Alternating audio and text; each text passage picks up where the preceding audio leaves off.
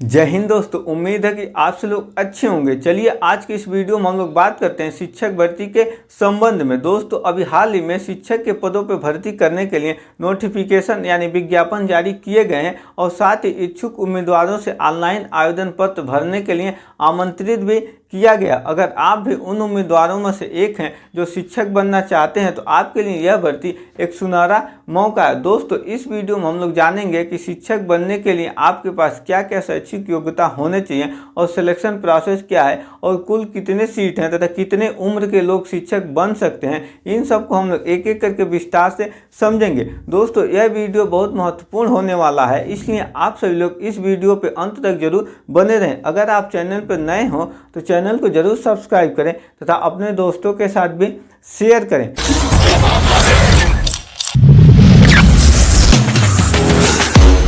तो अब हम लोग समझते हैं कि जो शिक्षक भर्ती है उस भर्ती को उत्तर प्रदेश सरकार द्वारा निकाला गया है, जिसमें सहायक अध्यापक के पदों पे यानी LT ग्रेड के जो टीचर हैं उनके पदों पे भर्ती करने के लिए 7,466 रिक्तियाँ निकाली गई हैं। यानी इतने शिक्षकों के उत्तर प्रदेश सरकार द्वारा भर्ती किया जाना है, जिसके लिए आपके पास जो शैक्षिक योग्यता होनी चाहिए वो योग्यता है कुछ इस प्रकार से। जैसे आपके पास bachelor degree with 50% mark in related subject with BEd exam pass, मतलब आपके पास स्नातक डिग्री हो और उस स्नातक डिग्री में आपके जो कुल नंबर हो वो 50% से कम नहीं हो, 50 हो या 50 से ऊपर हो, और साथ ही आप BEd डिग्री हासिल किए हो, तब जाकर आप इस पद के लिए ऑनलाइन आवेदन पत्र सबमिट कर सकते हैं। अब इसका जो 7,466 पोस्ट हैं, इस पोस्ट को विषय वाइज और मेल और फीमेल तथा PH कैंडिडेट में भी वितरित किया गया है और किस सब्जेक्ट में कितने सीट है इसको भी देखते हैं। तो जैसे जो 7,466 पोस्ट हैं, इसमें से जो पुरुष कैंडिडेट यानी जो राजकीय विद्यालय में पुरुष उम्मीदवार अध्यापक बनेंगे उनके लिए 4,860 पोस्ट हैं और महिला कैंडिडेट के लिए 2,525 पोस्ट हैं, ये भी राजकीय विद्यालय में ही अध्यापक बनेंगी। और जो दिव्यांगजन कैंडिडेट हैं उनके लिए 81 सीट है। अब इसको विषय वाइज भी बांटा गया है, तो इसमें मेल और फीमेल को मुख्यतः देखते हैं और साथ ही किस सब्जेक्ट में कितने सीट हैं। तो जैसे दो कॉलम है यहाँ पे, एक मेल का और एक फीमेल का। तो जैसे जो हिंदी सब्जेक्ट है, हिंदी विषय में 568 रिक्तियाँ यानी इतने लोगों की मेल पुरुष की भर्ती की जानी है। इसी तरह 119 जो सीट है इसमें फीमेल कैंडिडेट की भर्ती की जानी है, यानी 568 जो हो पुरुष अध्यापक होंगे और 119 जो है फीमेल यानी महिला अध्यापक होंगे। इसी तरह अंग्रेजी सब्जेक्ट में 540 सीट है और 113 सीट महिला के लिए है। गणित के लिए 556 सीट पुरुष के लिए है और 537 सीट महिला के लिए है। और विज्ञान के लिए 764 पुरुष के लिए और 573 सीट महिला के लिए। इसी तरह इधर का भी जो दो पहला कॉलम है मेल का और जो दूसरा कॉलम है फीमेल का है, तो सामाजिक विज्ञान में 561 सीट है और 140 सीट फीमेल के लिए है। और जीव विज्ञान में जो है 185 सीट मेल के लिए है, 29 सीट फीमेल के लिए है।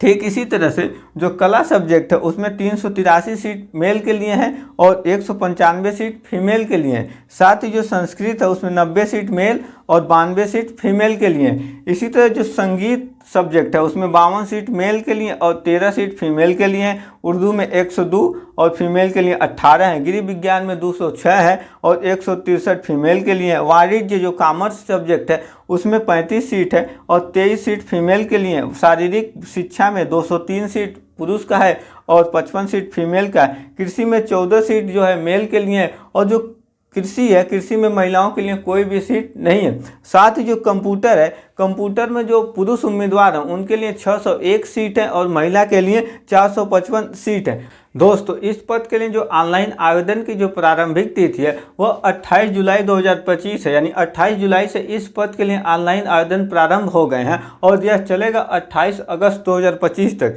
इस बीच आप सभी लोग इस पद के लिए ऑनलाइन आवेदन पत्र सबमिट कर सकते हैं। अगर आपके आवेदन पत्र में कोई त्रुटि हो जाती है तो उसके सुधार के लिए आयोग ने अलग से तिथि निर्धारित किया है, यानी आप सभी लोग 4 सितंबर 2025 तक अपने त्रुटियों को सुधार सकते हैं। इसके अलावा अगर आप आवेदन सबमिट करते हैं तो आपको आवेदन शुल्क के रूप में कुछ पैसे जमा करने होंगे जो ऑनलाइन माध्यम से जमा होगा, जिसमें जनरल, OBC और EWS वर्ग के जो उम्मीदवार हैं उनके लिए 125 रुपये आवेदन शुल्क है और SC और ST के लिए 65 रुपये आवेदन शुल्क है, और जो विकलांग कैंडिडेट हैं उनके लिए 25 रुपये आवेदन शुल्क जमा करने होंगे। अब इसके लिए जो आपकी उम्र सीमा होनी चाहिए, जो मिनिमम उम्र है वो 21 साल होनी चाहिए, और जो मैक्सिमम उम्र है वह 40 साल होनी चाहिए। जो 21 साल आपकी उम्र है वह उम्र 1 जुलाई 2025 को आपकी जो उम्र है वह 21 साल हो जानी चाहिए, तब जाकर आप इस पद के लिए ऑनलाइन आवेदन कर सकते हैं। दोस्तों, सहायक अध्यापक के पदों पे आवेदन करने के लिए सबसे पहले आपके पास OTR रजिस्ट्रेशन होना चाहिए, यानी वन टाइम रजिस्ट्रेशन होना चाहिए, जिसे आप आवेदन पत्र भरने से 72 घंटा पहले करेंगे। यानी जो OTR रजिस्ट्रेशन है आप इस सहायक अध्यापक का आवेदन पत्र भरने से 72 घंटा पहले ही कर लेंगे। उसके बाद आप इस पद के लिए आवेदन करेंगे, जिसके लिए आपको www.otr.pariksha.nic.in इस वेबसाइट पर जाके आपको OTR रजिस्ट्रेशन करना होगा। उसके बाद आप www.upsc.up.nic.in इस वेबसाइट पर जाकर आप LT ग्रेड के सहायक अध्यापक के पदों पर भर्ती होने हेतु ऑनलाइन आवेदन पत्र सबमिट कर सकते हैं, जिसके लिए आपके पास मोबाइल नंबर और ईमेल ID यह दोनों होना अनिवार्य है। और इसे आप सभी लोग नोट करके सुरक्षित रख लीजिएगा, क्योंकि जो भी सूचनाएं मिलेगी आप सभी लोगों को मोबाइल नंबर और ईमेल ID पे मैसेज के ही द्वारा प्राप्त होगी। दोस्तों, सहायक अध्यापक के पदों पर भर्ती होने के लिए जो आपका मोड ऑफ सिलेक्शन या सिलेक्शन प्रोसेस है, उसमें जो एग्जाम पैटर्न है वो मुख्यतः रिटेन एग्जाम है, यानी आपको लिखित परीक्षा देना होगा, जो 2 चरणों में होगा। पहला चरण होगा प्री एग्जाम यानी प्रारंभिक परीक्षा, और दूसरा जो चरण है मुख्य एग्जाम यानी मेंस एग्जाम होगा। तो जो मुख्य परीक्षा है और जो प्री एग्जाम है, तो प्री एग्जाम में जो प्रश्न आएंगे वो वस्तुनिष्ठ यानी ऑब्जेक्टिव टाइप क्वेश्चन आएंगे, जिसमें जो प्रश्नों की कुल संख्या होगी 150 प्रश्न होंगे। अब 150 प्रश्न में से जो 30 प्रश्न है वो सामान्य अध्ययन यानी जनरल स्टडी से पूछे जाएंगे, और जो मुख्य विषय से 120 प्रश्न है। इसका मतलब आप जिस विषय से अध्यापक बनना चाहते हैं उस विषय से आपसे 120 प्रश्न प्रारंभिक परीक्षा में पूछे जाएंगे। इस तरह कुल मिला के 150 प्रश्न प्रारंभिक परीक्षा में आपके होंगे, जिसके कुल अंक 300 होंगे, यानी एक प्रश्न के 2 अंक आपको मिलेंगे, और इस प्रश्न पत्र को आपको 3 घंटे के अंदर हल करना होगा। इसके अलावा जो सामाजिक विज्ञान से अभ्यर्थी मेल हो या फीमेल हो, जो सामाजिक विज्ञान से अध्यापक बनना चाहते हैं, तो उनके लिए जो मुख्य परीक्षा का मुख्य विषय है जिसमें 120 क्वेश्चन है, इसके 4 खंड उनको मिलेंगे, जिसमें कुछ यह विषय होंगे। पहला भूगोल होगा, इतिहास होगा, राजनीति शास्त्र और अर्थशास्त्र, यानी ये 4 विषय होंगे जो 4 खंड में आपको मिलेंगे।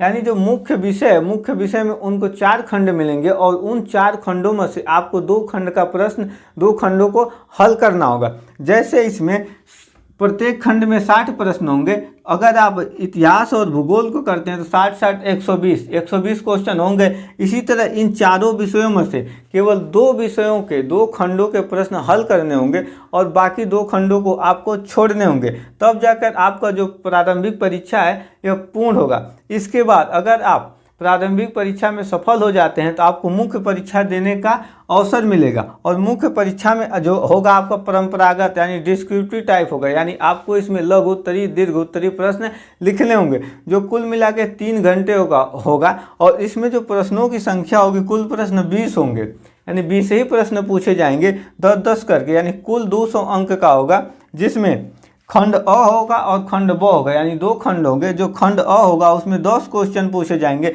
पर क्वेश्चन के 125 वर्ड में उत्तर आपको देना है, यानी एक प्रश्न के जो उत्तर है उसे 125 शब्दों में आपको देना है, और एक क्वेश्चन के लिए आपको 8 नंबर मिलेंगे। इसी तरह जो ब खंड है, ब खंड में 10 प्रश्न होंगे, और 10 प्रश्नों के जो उत्तर हैं वो दीर्घ उत्तरीय टाइप है, यानी लॉन्ग आंसर टाइप क्वेश्चन है, और उनके जो आंसर देने हैं आपको 200 शब्दों में देने हैं, और एक क्वेश्चन के लिए आपको 12 अंक मिलेंगे। अगर आप प्री और मेंस यह दोनों एग्जाम पास कर जाते हैं तो आपको फाइनल मेरिट लिस्ट के आधार पे अगर आपका नाम चयन सूची में आ जाता है तो आपको राजकीय विद्यालय में शिक्षक के पदों पे, सहायक अध्यापक के पदों पे नियुक्ति प्रदान कर दी जाएगी। और आप सभी लोग जानते हैं कि शिक्षक की कितनी सैलरी होती है और क्या मज़े हैं। तो आई होप आप सभी को यह वीडियो अच्छे से समझ में आया होगा। मिलेंगे इसी तरह की जॉब रिलेटेड नेक्स्ट वीडियो में। जय हिंद।